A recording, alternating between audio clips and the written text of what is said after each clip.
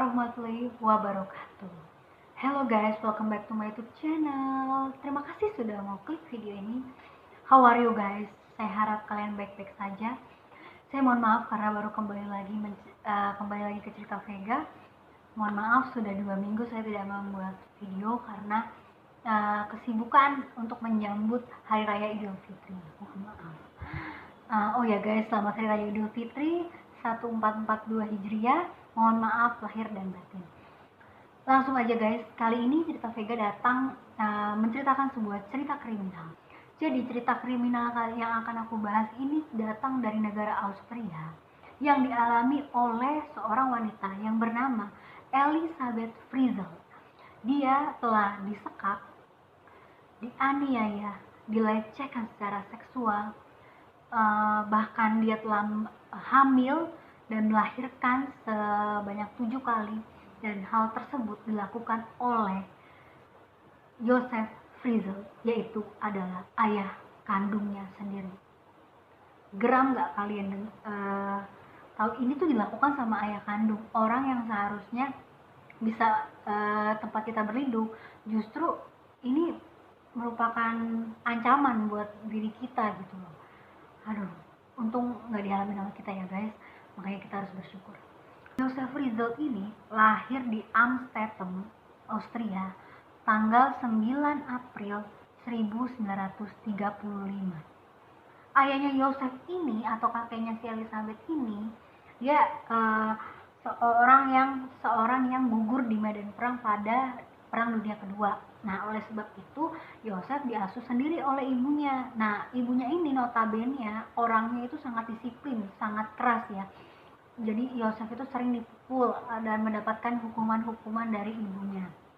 Lalu pada usia yang mungkin termasuk muda ya, pada usia 21 tahun, akhirnya Joseph itu memutuskan untuk menikah dengan seorang perempuan yang bernama Rosemary yang menjadi ibu kandung Elisabeth, dan dikaruniai 7 orang anak. Salah satunya adalah Elisabeth Frizzl. Lalu Joseph ini menyelesaikan pendidikan perguruan tinggi teknik elektro. Setelah itu ia bekerja di salah satu perusahaan besi, ya kan, dengan kemampuannya di bidang konstruksi dan kelistrikan.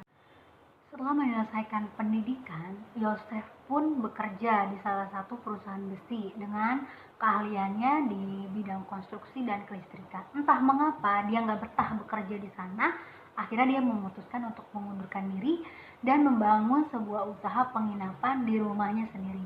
Oleh sebab itu dia renovasilah rumahnya dia itu menjadi bertingkat, bahkan dia membangun basement di bawah rumahnya. Ia membangun basement di bawah rumahnya ini untuk menyimpan peralatan kerjanya. Nah, basement inilah yang akan menjadi tempat penyekapan Elisabeth Frizzl selama 24 tahun. Joseph sendiri juga memiliki catatan kriminal, yaitu pada tahun 1967 Joseph itu pernah mengancam seorang wanita dan memperkosa wanita tersebut. Bahkan ia juga pernah menjadi orang yang masuk ke dalam daftar orang terduga melakukan tindakan pemerkosaan terhadap orang yang tinggal dekat dengan rumahnya. Penjara selama 1 tahun.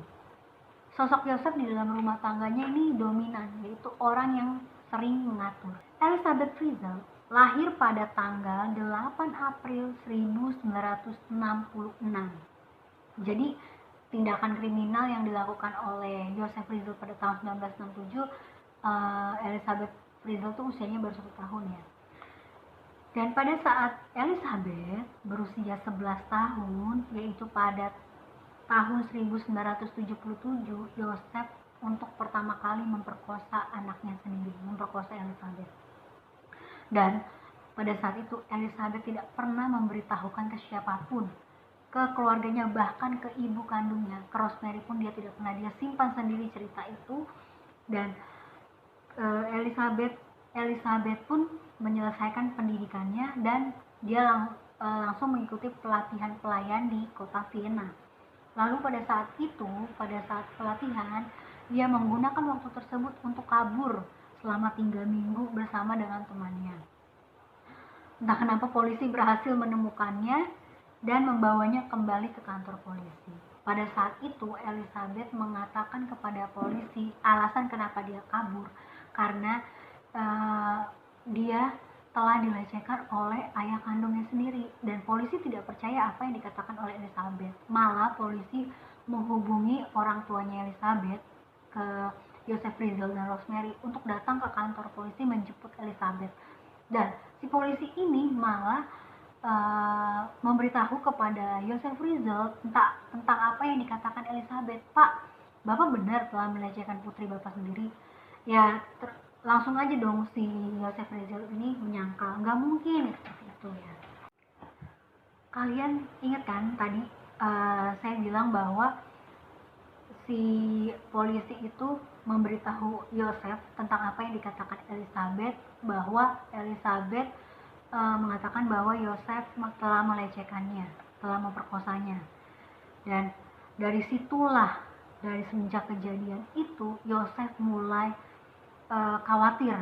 Dia mulai merencanakan bahwa wah, gak aman nih, Elizabeth udah berani bahkan memberitahukan ke polisi tentang apa yang dia lakukan. Dari hal itu dia merencanakan penyekapan Elizabeth. Awalnya basement itu memang untuk menaruh peralatan kerjanya, tapi karena dia merasa terancam, makanya terancam oleh ketakutannya sendiri atas apa yang dia lakukan, Joseph merencanakan penyekapan Elizabeth di basement itu. Setelah berlalu kan dia tahun 1977, lalu pada tahun 1978 Joseph menambah ruangan baru di basement itu di dalam kedalaman 6 meter. Dengan keahliannya, dia kan punya keahlian konstruksi dan kelistrikan, ia berhasil menginstalasi listrik untuk penerangan di bawah tanah dan membuat pintu dengan kode rahasia yang diketahui oleh dirinya sendiri. Apabila ingin dibuka harus menggunakan kode tersebut. Lalu pada tanggal, kalian ingat ya, pada tanggal 28 Agustus 1984, kejadian keji itu pun dimulai. Joseph menyuruh Elizabeth untuk memegang sebuah pintu, yang mana pintu tersebut akan dijadikan sebagai pintu tambahan di ruangan rahasia tersebut. Joseph yang sedang memasang baut pada pintu tersebut mulai mengayunkan pintu tersebut. Jadi si Elizabeth megang pintu, terus si Joseph masang baut di pintu itu, lalu diayunkan sama si Joseph. Lalu si Elizabeth pun terdorong ke dalam, dia masuk dong ke ruang basement itu, lalu dia jatuh. Dan pada saat itu Joseph yang memegang kain ya, yang sudah ditaruhnya cairan kimia, ditaruhnya ke mulut Elizabeth, lalu Elizabeth tidak sadarkan diri. Dan ibunya Elizabeth pun mulai nih, kemana nih anak saya nih, kemana nih si Elizabeth. Dia mulai resah dan mencari-cari Elizabeth. Dia tanya ke teman-temannya, dia cari di sekitar rumahnya, di lingkungannya, kok nggak ada Elizabeth, kok nggak pulang-pulang Elizabeth. Akhirnya ibunya Rosemary memutuskan untuk melaporkan ke polisi atas kehilangan putrinya. Nah, oleh sebab itu si Joseph mulai resah nih, wah istrinya udah mulai mencari-cari Elizabeth. Dia turunlah ke basement, dia mulai mendesak Elizabeth dan menyuruh Elizabeth untuk melakukan apa yang dia lakukan. Itu dia menyuruh Elizabeth untuk membuat sebuah surat.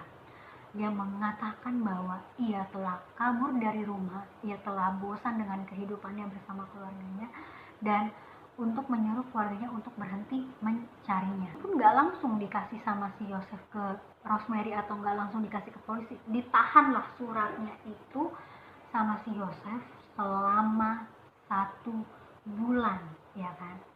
Selama 1 bulan surat itu ditahan sama Joseph. Setelah 1 bulan kemudian, akhirnya Joseph pura-pura terkejut nih. Dia beritahukan kepada Rosemary bahwa dia telah menemukan surat Elizabeth di depan rumah, gitu kan. Dikasihlah kepada si Rosemary dan dibaca oleh Rosemary. Lalu si Joseph mulai menghasut istrinya untuk datang ke kantor polisi, menyerahkan surat tersebut dan memberitahu kepada polisi. Bahkan dia mengarang cerita si Elizabeth ini memang nakal, dia itu susah diatur, bahkan dia kabur dari rumah dengan surat ini. Mungkin Elizabeth itu sudah masuk kali ke sekte aliran sesat, dia bilang begitu, padahal kan disekap sama dia kan. Kesel banget. Lalu kita akan masuk ke penyekapan. Setelah itu Yosef meminta kepada polisi untuk stop atau polisi berhenti mencari-cari Elizabeth. Akhirnya pencarian itu pun diberhentikan oleh polisi gitu ya.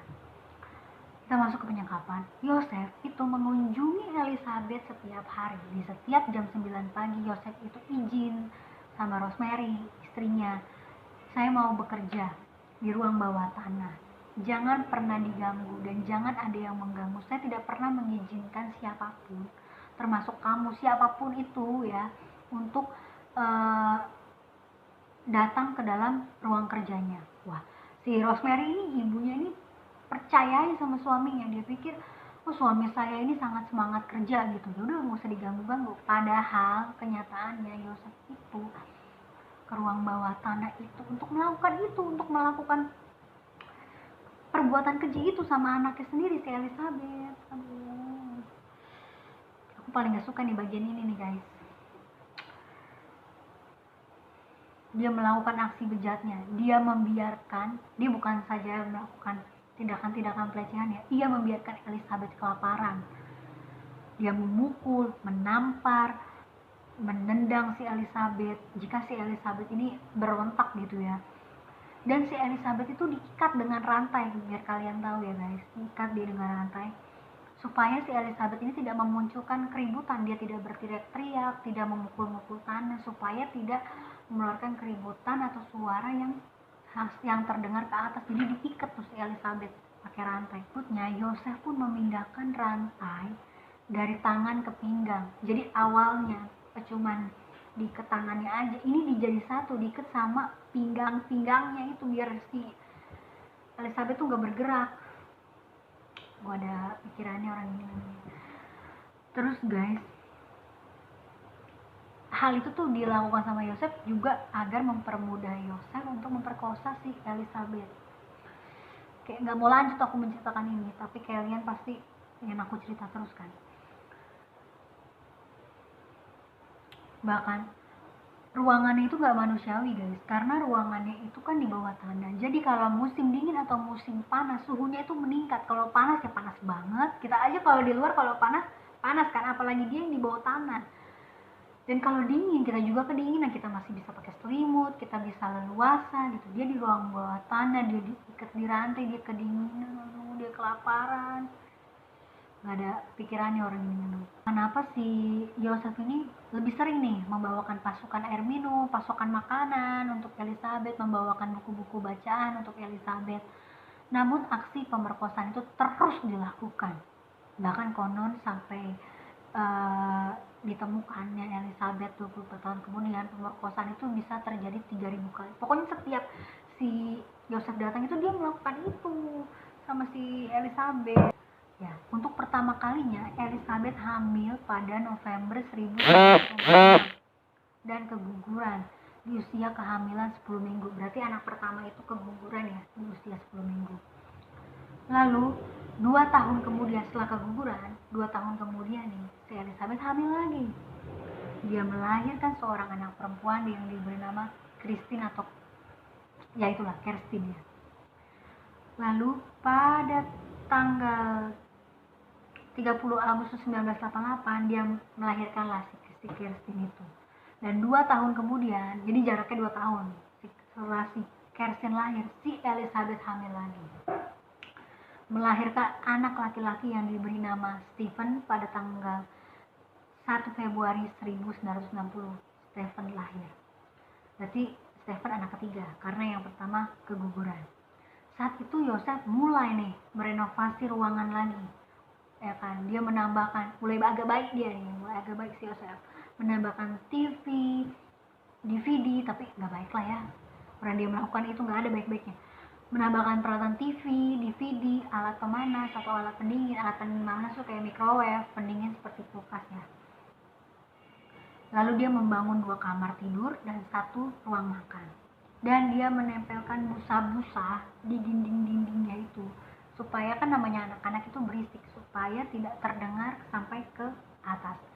Dan dia pun menambahkan keamanan yang ada di basement itu melewati 5 pintu besi. Ada 5 pintu besi untuk masuk ke ruang rahasia keberadaannya Elizabeth. Jadi kalau kita mau ke sana ada 5 pintu besi baru sampai ke tempatnya Elizabeth. Mana itu cara masuknya ya kan? Aduh, keamanan Mbak.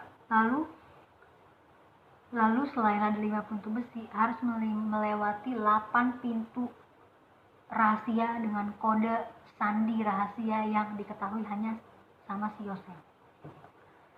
Udah 2 anak berarti dong dalam basement.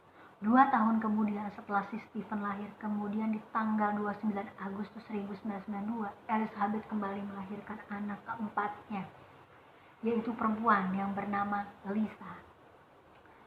Nah, mulai berpikir nih si Yosef. Setelah Lisa berusia 9 bulan, Yosef pun membawa bayi tersebut ke atas. Dikeluarkannya Lisa dari dalam basement, karena basementnya tuh gak sempit, tidak muat, tidak bisa menampung orang banyak ya kan.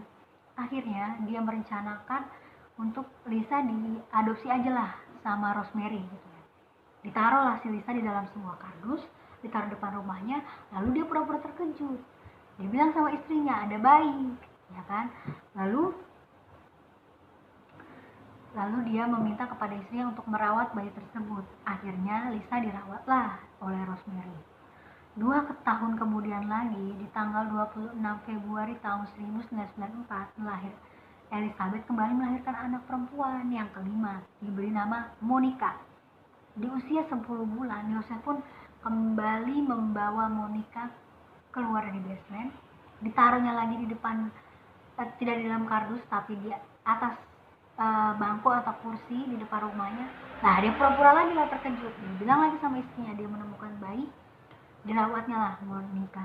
Jadi sudah 2 anak ada di basement, ada 2 anak dirawat di rumahnya. Lalu 19 April tahun 1988, Elizabeth melahirkan lagi. Kali ini anaknya kembar. Dan salah satu anak meninggal setelah 3 hari melahirkan. 1 anak meninggal dan yang hidup dinamakan Alexander. Yang meninggal ini dibakar sama si Joseph agar dia mudah gitu buangnya. Jadi orang gak curiga. Agar tidak menarik perhatian orang gitu. Akhirnya si Alexander juga ini dibawa ke atas. Jadi sama tuh seperti itu, diadopsi lagi sama Rosemary. Jadi ada 3 anak lagi yang diasuh oleh Rosemary. 3 anak di atas, 2 anak di bawah. Anak terakhir yang bernama Felix akhirnya lahir pada tanggal 16 Desember tahun 2002. Lahir tidak dibawa nggak dibawa ke Rosemary lagi. Karena si Rosemary ini udah mengeluh, dia udah terlalu banyak anak.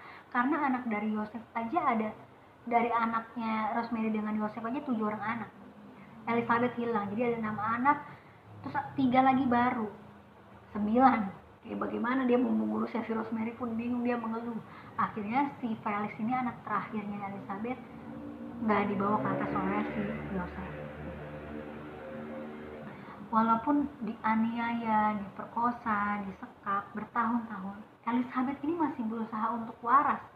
Elizabeth masih punya semangat. Elizabeth ini jarang orang kayak gini yang kuat sekali mentalnya Elizabeth. Elizabeth memberikan pendidikan bagi anak-anaknya, mengajari membaca, menulis, dan bukannya Elizabeth doang yang diancam sama si Yosef. Si anak-anaknya pun diancam sama si Yosef ini. Apabila kabur atau akan mengeluarkan suara-suara berisik, Yosef ini akan mengaliri gas beracun yang menyebabkan kematian. Padahal nggak ada gas beracun itu. Cuman karangan Yosef aja supaya anak-anaknya takut. Lalu kita akan masuk pada terbongkarnya kasus penyekapan itu. Seperti apa awal mulanya, pasti kalian penasaran kan guys. Lalu pada ini momentumnya ya guys, pada tanggal 9 April 2008 tiba-tiba si Kerstin ini jatuh sakit. Anak pertamanya Elizabeth ini yang perempuan jatuh sakit. Karena panik, si Elizabeth ini meminta sama Yosef untuk membawa Kerstin itu ke rumah sakit untuk diperiksa si Kerstin ini. Nggak mau si Yosef ini, orang jahat kan dia kan, nggak mau. Udah kesakitan pada si Kerstin ini. Terus sudah berhari-hari si Elizabeth itu memujuk Yosef. Akhirnya si Yosef ini pun luluh. Tapi dengan catatan si Elizabeth ini nggak boleh ikut. Elizabeth ini disuruh menulis surat kepada pihak rumah sakit untuk menceritakan seperti apa keadaan atau kondisinya si Kerstin. Udah akhirnya bisa dikeluarkanlah Kerstin dari ruang bawah tanah, dibawanya ke rumah sakit. Yang membuat bingung itu pada saat dia mengeluarkan Kerstin ini, kok bisa ya Rosemary, anak-anaknya yang lain itu nggak tahu kalau si Kerstin itu dikeluarkan dari ruang bawah tanah itu. Nggak ada orang yang tahu. Dibawalah ke rumah sakit sama Yosef dengan surat itu ada di sakunya, surat yang ditulis sama Elizabeth itu ada di sakunya Kerstin. Nah si Kerstin itu setelah dibawa ke rumah sakit, setelah diperiksa, akhirnya dia didiagnosa gagal ginjal. Kayak gimana nggak pusing si Elizabeth, nggak ketakutan sampai dia maksa-maksa Yosef, ternyata dia gagal ginjal kan. Lalu Yosef pun meninggalkan Kerstin sendirian di rumah sakit dengan keadaan tidak sadarkan diri. Dia pulanglah untuk kembali ke Elizabeth untuk memberitahu keadaannya Kerstin.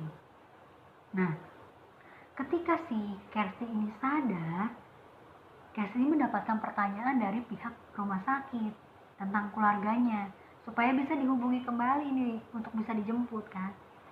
Entah kenapa si Kerstin ini pada saat ditanya oleh pihak rumah sakit ini dia merasa ketakutan, dia membungkam, dia tidak mengatakan apapun, hanya diam aja dan ketakutan. Si Kerstin ini tidak seperti orang biasanya. Nah pihak rumah sakit ini curiga, ada apa gitu anak ini sampai seperti itu ketika ditanya tentang keluarganya. Dan pihak rumah sakit ini rupanya telah mencurigai gerak-gerik Yosef, karena si Kerstin sama Yosef ini datang gak seperti orang biasa mau periksa rumah sakit. Dia kayak si Yosef ini kayak orang ketakutan gitu, selangak selingkuh gitu, ketakutan gimana sih, gak kayak orang biasa. Akhirnya pihak rumah sakit ini memutuskan untuk menghubungi pihak kepolisian yang sedang dihubungi. Si pihak rumah sakit itu menghubungi pihak kepolisian, dan pihak kepolisian pada saat itu sedang membuka lagi kasus hilangnya Elizabeth. Pihak rumah sakit mengeluarkan surat yang tadi dari Yosef itu ya. Polisi melihat, lalu polisi melihat kok surat ini ada kesamaan dengan suratnya yang diberikan oleh Elizabeth saat dia kabur dari rumah itu.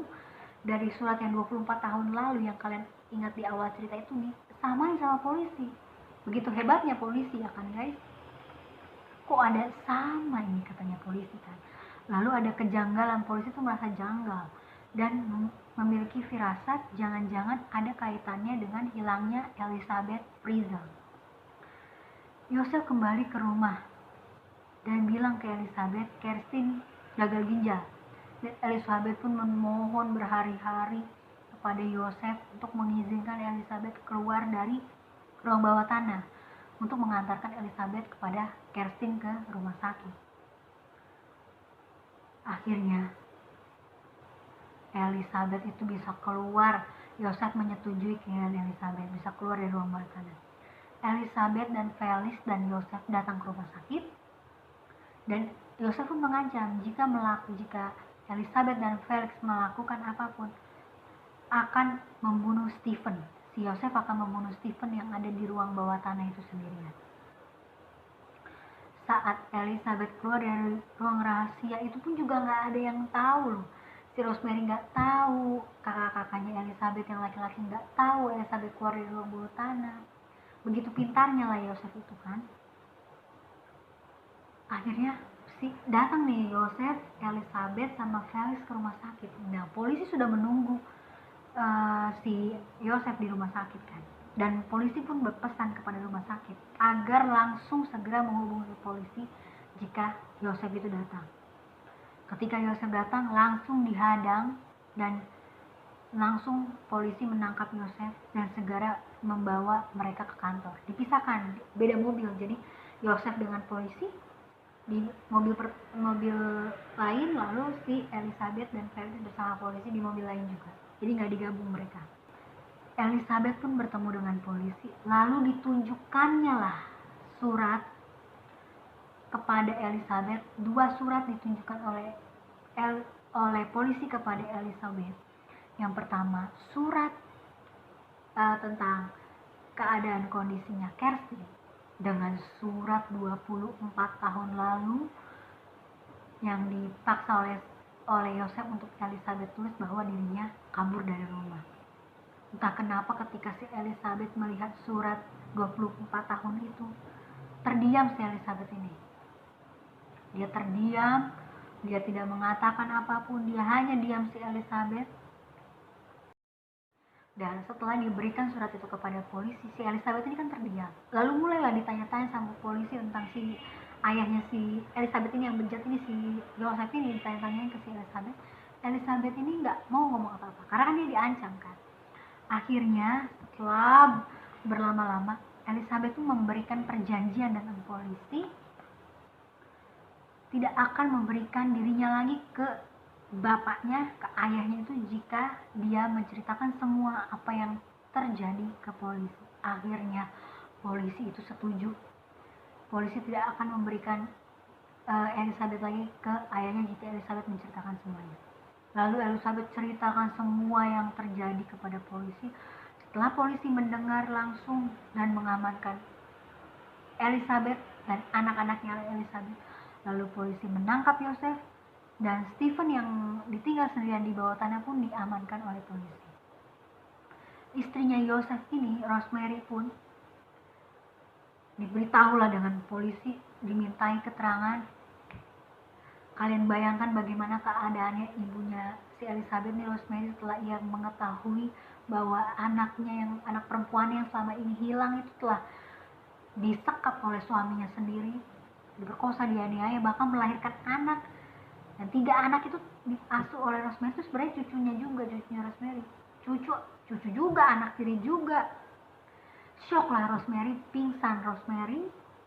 Dan beberapa, kan rumahnya itu kan dijadikan usaha kan, penginapan. Beberapa penghuni penginapan pun dimintai keterangan dan semuanya itu tidak ada yang tahu tentang kejahatan Yosef.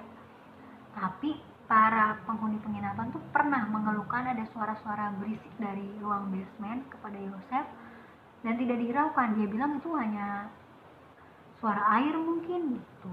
Dan polisi pun membocorkan hasil DNA yang menyatakan bahwa anak-anak Elizabeth itu ialah anak kandungnya Yosef. Lalu kita masuk ke pengadilan. Dan pada bulan Maret 2009, Yosef pun diadili. Dia menolak menerima gugatan, alasan mengurung Elizabeth ini karena Elizabeth ini anak yang bandel, tidak patuh, dan Yosef pun dinyatakan bersalah dan dia diberikan hukuman seumur hidup. Sebenarnya kayak nggak sebanding dengan apa yang dilakukan oleh Yosef ya. Ya biar nantilah Tuhan yang akan memberikan hukuman di akhirat nanti sama Yosef. Pasca kejadian, Yosef itu pada saat ini mungkin sudah berusia 86 tahun pada tahun 2021. Sekarang dia ada di penjara Garston Abbey dan kesehatannya juga sudah menurun. Dan Elizabeth ini sekarang telah dilindungi oleh tim kepolisian. Identitasnya itu telah diubah. Jadi kalau kalian cari nama Elizabeth Frizzell ini sudah tidak ada. Sudah dia hapus nama itu, dia sudah berganti identitas. Dan dia dan anak-anaknya mendapatkan pengobatan psikis. Bahkan dia sudah mendapat pelatihan mengemudi, menjalani hubungan sosial dengan masyarakat umum. Hebat ya Elizabeth ya.